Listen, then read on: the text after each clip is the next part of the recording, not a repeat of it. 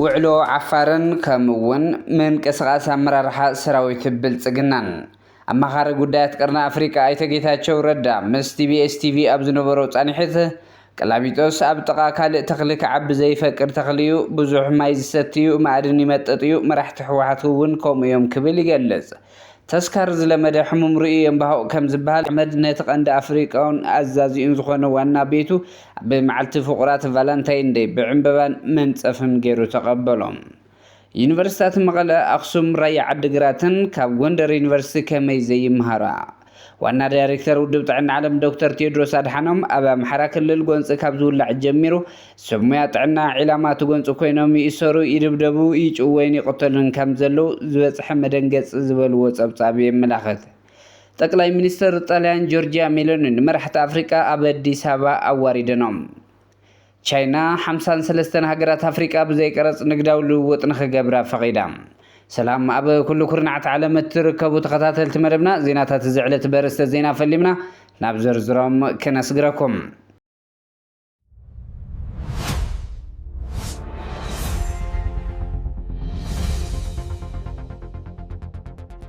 ሰራዊት ብልጽግና ሎመቐነ ናብ ዶባት ትግራይ ምንቅስቃሱ ሕዙውን ይቅጽል ምህላውን ዝፍለጥ እዩ ናይዚ መቐጸልታ ብመስመር ዓፋር ብዝበለጸ ከዓ ናይ ዓፋር ዞባ 4 መቐመጢት ዝኾነት ካልዋን መራሕቲ ሰራዊት ብልጽግና ተደጋጋሚ በዝሕና ኣተው ከም ዝቐነዩ ይፍለጥ ሎሚ ድማ እቶም ዝኣተው ኣመራርሓ ሰራዊት ብልጽግና ሎሚ ኣብ ኣኼባ ውዒሎም ተመሊሶም ናብ ዝመጽዎ ከም ዝተመልሱን ካብ ካልዋን ዝተረኸበ ሓበሬታ የመላኽት ኣብ ዓወጽ ሸርሕን ዝጠፈሸ ጥፋትን ተጸሚዱ ዝርከብ ስርዓት ብልጽግና ሎሚ ቀነ ነቶም ኣብ ዓፋር ሸፊቶም ዝርከቡ ናይዚ ዘመን ጫፍ ኣርማ ክሕደት ዝኾኑ ብሽም ሓራ መሬት ዝብል ናይ ሆዴድ ናይ ቢዝነስ ፕሮጀክት ተወደቡን ናብ ውግእ ፋኖን ካልእን ክሳተፎም ምዃኑ ካብቲ ኣኼባ ዝተረኸበ ሓበሬታ የመላኽት ሎመቐነ ምስ ፋኖን ምስ ሰራዊት ትግራይን እናተዋግኡ ከም ዝቐነዩ እውን ዝረኸብናይ ሓበሬታ የመላኽት ኣማኻሪ ጉዳያት ቀርና ኣፍሪቃ ኣቶ ጌታቸው ረዳ ምስ ቲቢኤስ ቲቪ ኣብ ዝነበረው ጻኒሕት ቀላቢጦስ ኣብ ጥቕኡ ካልእ ተኽሊ ክዓቢ ዘይፈቅድ ተኽልዩ ብዙሕ ማይ ዝሰትዩ ማዕድን ይመጥጥ መራሕቲ ሕወሓት ከምኡ እዮም ክብል ይገልጽ ንባህርያት መራሕቲ ሕወሓት ምስ ተኽሊ ቀላሚጦስ ብምዝማር ሓያል ፖለቲካዊ ነቐፌታ የመሓላሊፉ ቀላሚጦስ ኣብ ስነ ህይወታውያን ባህርያቱ ኣብ ዝርኡ ዘለዎ አትክልቲ ብሰንኪቲ ዝፍንዎ ኬሚካል ከይዓብዩ ዓግቶም ብተፈጥራዊ ጸጋታት ማይ ብኸቢድ ስለ ዝምጥምጥ ከባቢኡ የደረቕ ማዕድን ስለዝመጥጥ ንመሬት የድክም ኣቶ ጌታቸው ነዚ ባህርያት ምስ ፖለቲካዊ መሪሕነት ከተሓዞ ከሎ እቲ መልእኽቲ መሪሕነት ሕወሓት ንተቃወምቲ ዕድል ዘይህብ ንሃብቲ ሃገር ጥራሕ ዝምጥምጥ ንኸባቢኡ ዘይጠቅም ዝብል ትርጉም ይህብ ኣብ ጥቓ ቀላሚጦስ ካልኦት ተኽልታት ከይዓብዩ ይኽልክል ይብል ኣብ መሪሕነት ሕወሓት ከባቢ 20 ዓመት ጸኒሑ ኣቶ ጌታቸው ረዳ ብዛዕባ ሕወሓት ዝተዛረቦም ሕዚ የጣዕስዎ ዶ ንስልጣን ድዩ ዝነብር ነይሩ እዚ ብምባል ንህዝቢ ትግራይ ጠቒሙ ዶ ወቕቲ ጠለቦ ናይ ኣቶ ጌታቸው ረዳ ዘረባ ነዚ ይመስል ተስካር ዝለመደ ሕሙም ርእዮም ባሃው ከም ዝበሃል ኣብይ ኣሕመድ ነቲ ቀንዲ ኣፍቃሪዩን ኣዛዚኡን ዝኾነ ዋና ቤቱ ኣብ መዓልቲ ፍቁራት ቫለንታይን ዴይ ብዕምበባታት መንጸፍን ገይሩ ተቐበሎ መዋሊ ናይ ዝዋዕላ ዝኾነ ንጉስ ሕብራት ኢምራት ዓረብ ሸኽ ዛይድ ቢን ሱልጣን አልናህያን ኣብ መበል 39 ዋዕላ ሕብረት ኣፍሪቃ ንምስታፍ ትመቐሊ ናብ ኣዲስ ኣበባ ኣትዩ እቲ ንሃልኪ ፖለቲካን ስእልን ካብ ንቡር ወፃኢ ሕብረት ኣፍሪቃ ተነፂሉን መዓልትታት ብኢጣልያን ኣፍቃሪ ክኸይድ ዝጸንሐ ኣኼባ ናብ ስሩዕ ስሙ ክልወጥ ኢምራት ኣፍሪቃ ብምዃን ኣኼብኡ ክዛዘም እዮም ዓለም ለኻዊ ጥዕና ኢትዮጵያ ብሕማቕ ኩነታት ብምህላው ብፍላይ ኣብ ክልል ኣምሓራን ካልኦት ከባቢታትን ብጽዑቕ ምርመራታት ክካየድ ይእዝዝ ገለገለ ሃገራት እውን ኤምባሲታት ብምጥንቃቕ ንግዚኡ ካብቲ ብወገን ቤንሻንጉል ጉሙዝ ክፍጠር ዝኽእል ነገር ምግማቱ ስለ ዘይካል ከንሰሓባ ይጽውዕ ምክንያቱ ኩነታት ሱዳንን ጥቃት ዳዕመ ሰሪዕን ክከታተልዎ ዝኽእሉ ሳዕብያን ንካልኦት ሃገራት ዘካተት ጎንፂ ከስዕብ ከም ዝኽእል ይሕብር በዚ ምክንያት ንኢትዮጵያ ክሳብ ኣብ እገዳ ከብፅሓ ዝኽእል ተግባራት ከም ዝፈጸመት እዮም ዝሕብሩ ዩኒቨርሲታት መቐለ ኣክሱም ራያን ዓዲግራትን ካብ ጎንደር ዩኒቨርሲቲ ከመይ ዘይምሃራ ዩኒቨርሲቲ ጎንደር ምዕራብ ትግራይ ምሕደርኡ ምስ ክልል ኣምሓራ ኮይኑ ክቐጽል ጠንኪሩ ካብ ዝሰርሕ 6 ዓመቱ መርመራ የካይድ ሰነዳት ይእክብ መረዳእታታት ዲጂታላይዝ ይገብር ኣብ ዲሞግራፊያዊ ለውጢ ቀላስ ኮይኑ ይቃለስ በጀት ሰሙያን መዲቡ ይሰርሕ ናብ ድምፂ ውሳነ ህዝቢ ሪፈረንደም እንተተኣትዩ እኳ ነዚ ዘሳልጥ ፕሮፓጋንዳ ሮድማ ፓሰናድዮ ኣሎ ካልእ ትረፍ እቲ ኣብ ምዕራብ ትግራይ ዝተኻየደ ብኬሚካል ዝተሓገዘ ኣዕጽምቲ ብጅምላ ናይ ዝተጨፍጨፉ ተጋሩ መቐጻል ጎንደር ዩኒቨርሲቲ ኣሳሊጥዎ ናይ ቢቢሲ ናይ ምርመራ ሰነድ ምርኣይ ይከኣል እዩ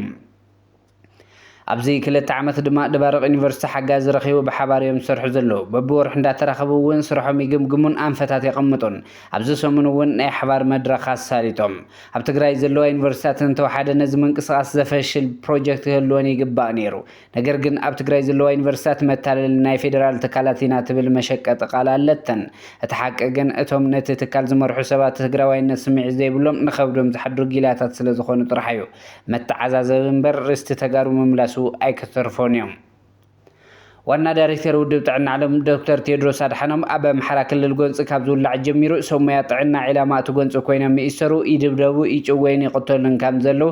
ዝበፅሐ መደንገፅ ዝበልዎ ፀብፃብ የመላኽት ዶክተር ቴድሮስ ኣብቲ ጎንፂ ሆስፒታላት ምዕናቦምን ሰራሕተኛታት ረድኤት ምሟቶምን ዝገለፁ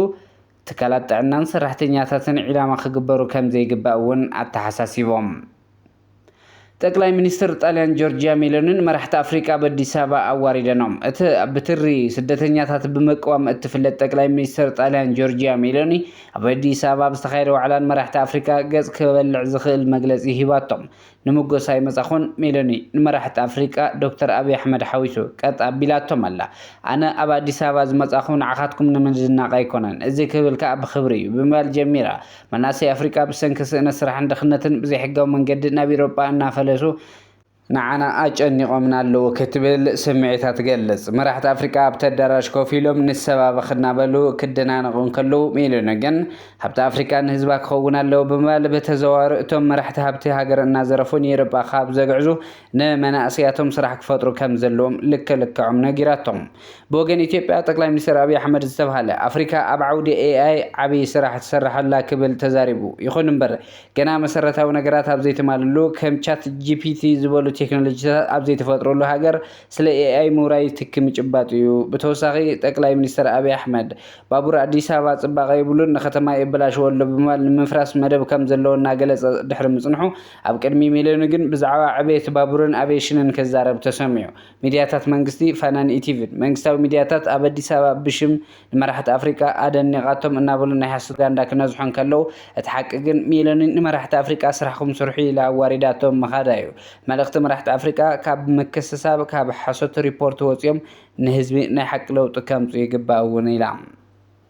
ቻይና 53 ሃገራት ኣፍሪቃ ብዘይ ቀረጽ ንግዳዊ ልውውጥ ንኽገብራ ፈቒዳ ኣብ ዓለም ዝዓበየት ንግዳዊት ሃገር ዝኾነት ቻይና ኣብ ልዕሊ 53 ሃገራት ኣፍሪቃ ዝኽፈል ቀረጽ ሙሉእ ብምሉእ ከም እተልዕል ኣፍሊጣ እዚ ታሪኻዊ ውሳነ ካብ ሚያዝያ 2026 ብዕሊ ተግባራዊ ክኸውን እዩ ተባሂሉ ኣሎ ሃገራት ኣፍሪቃ ዝኾነ ዓይነት ታሪፍ ከይከፈላ ፍርያተን ናብ ዕዳጋ ቻይና ከእትዋ ዕድል ዝፈጥር እዩ ነዚ ስጉም ትስዒቡ ቻይና ምስተን ሃገራት ሓድሽን ሓያልን ናይ ሓባር ንግዳዊ ምትሕግጋዝ ስምምዕ ንምፍጻም ምድላዋት ኣዛዚማ ከም ዘላ እያ ትገልጽ እዚ ውሳነ ኣብ ኣፍሪቃ ናይ ሰደድ ዓቕሚ ክዓብን ኣብ መንጎ ቻይናን ኣፍሪቃን ዘሎ ንግዳዊ ሚዛን ንምትዕርራይ ክሕግዝ ትፅቢት ይግበር እዚ ቻይና ዝወሰደቶ ውሳነ ኣፍሪካውያን ኣፍረይቲ ናብቲ ገዚፍ ዕዳጋ ቻይና ንኽጽንበሩ ሓድሽ ምዕራብ ከም ዝኸፍት ዥንዋ ጸብጺበሎም እምበርከስ ክቡራት ተኸታተልቲ መደብና ዜናታት እዚ ዕለት ኣብዚ ከም ቤትና ሰሰናይ ንዓኹም ሰላም ንዓኸ ትግራይ